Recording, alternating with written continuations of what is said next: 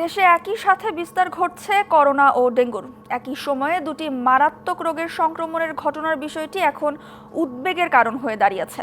এদিকে রাজধানীর Mohakhali DNCC dedicated COVID-19 হাসপাতালে করোনার চেয়ে ডেঙ্গুতে আক্রান্ত হয়ে ভর্তি হওয়া রোগীর সংখ্যা বেশি। তবে এই দুই রোগে আক্রান্ত হয়ে ভর্তি হওয়া রোগীদের প্রায় অর্ধেককেই দিতে হচ্ছে অক্সিজেন। এর মধ্যে কয়েকজনের অবস্থা আশঙ্কাজনক। রাজধানী মহাখালীর ডিএনসিসির কোভিড ডেডিকেটেড 19 হাসপাতালে জ্বর, শরীর ও মাথা ব্যথা নিয়ে চিকিৎসা নিতে আসা রোগীদের সংখ্যা দিন দিন বাড়ছে। সব মশার বিরুদ্ধে সুরক্ষা দিতে এলো বসুন্ধরা এক্সট্রিম অ্যারোসল, মশার বিরুদ্ধে এক্সট্রিম সুরক্ষা। রাজধানী ছাড়াও বিভিন্ন জেলা থেকে এই হাসপাতালে চিকিৎসা সেবা নিতে এসেছেন প্রায় 40% মানুষ। 2 দিন যাবৎ শরীর খারাপ, কিন্তু আমার জ্বর নাই, কিন্তু শরীরের ভিতরে গরম মানে জ্বালাপোড়াটা যে আছে ওটা আমি বুঝতে পারতেছি। 2-3 দিন ধরে জ্বর, শরীর ব্যথা, খাইতে পারি না কিছু, শারীরিক শরীর দুর্বলতা, মাথা ঘুরে। বরগুনায় ব্লাড টেস্ট দিছি, ডেঙ্গু পজিটিভ বলছে। আমার ওয়াইফেরও dengue positive.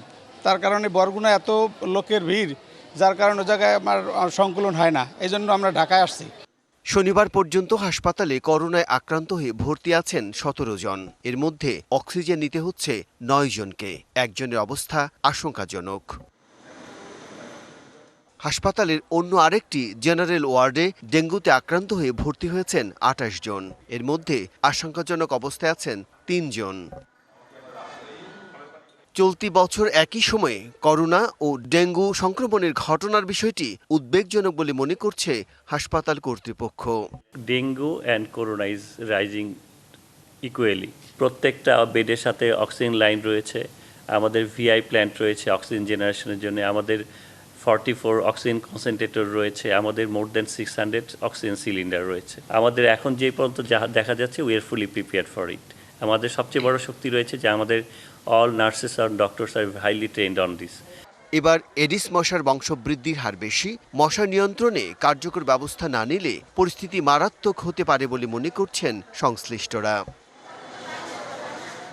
Bijan Kumar Das, DBC news, Dhaka.